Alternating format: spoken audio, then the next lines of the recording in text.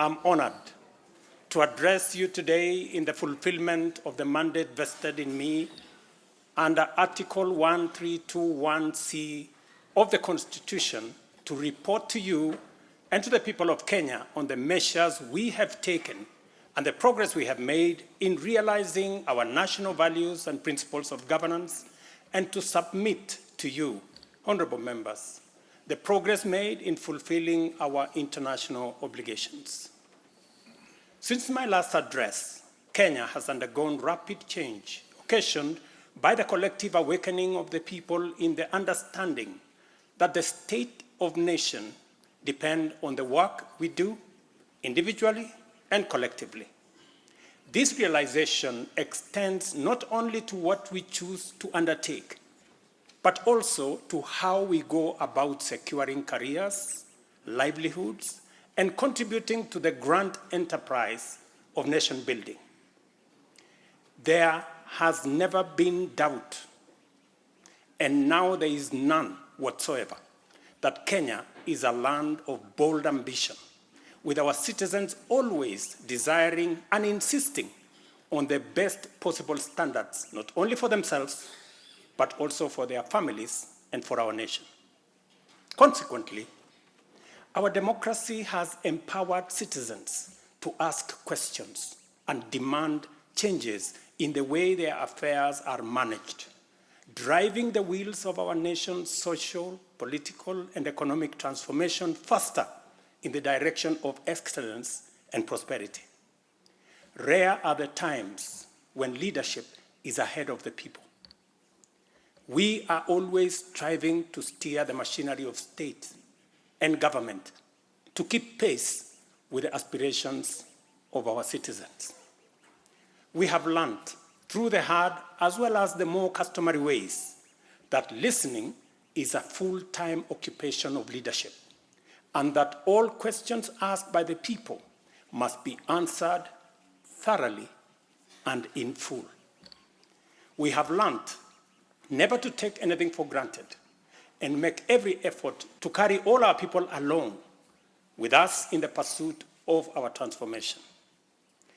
The context in which I make this national address is not only significantly different from previous occasions, but it is also a singular moment with unique historical implications for us all.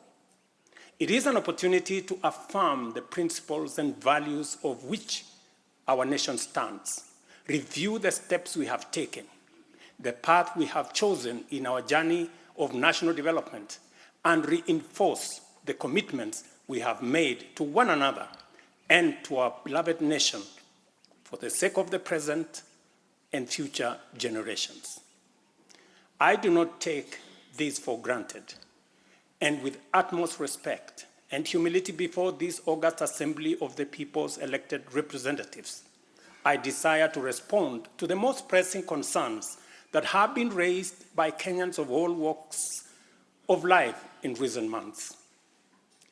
To my understanding, the concerns and issues voiced by millions of Kenyans about the state of our nation deserve meaningful engagement, thorough understanding, and thoughtful response. There are discussions about whether leaders understand the pain, hardship, and struggles endured by countless citizens every day as they strive to make ends meet, and whether the government is doing anything about it. Similarly, many struggling Kenyans impatiently wonder, when will real money get to their pockets, and when will the jobs promised, which they deserve, become a reality? Additionally, there has been conversations about our education system, particularly the transition to the competence-based curriculum, and whether policies in this sector are working for or against Kenyans.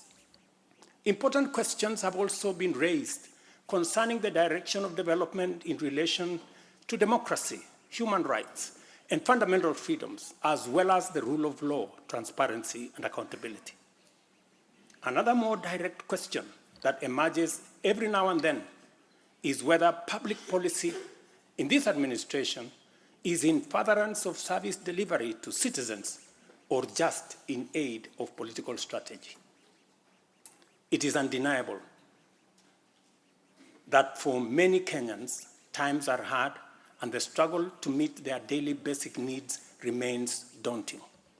It is also true that these conditions have persisted for a number of years now, leading to much frustration and anxiety. Although we have gone a long way to mitigate some of these difficulties, much remains to be done, though we have laid a firm foundation for decisive intervention. I believe that it is critical for us to bear in mind that this administration was inaugurated at an extremely difficult time, characterized by domestic challenges, compounded by regional and global security, geopolitical, financial, as well as climate dynamics.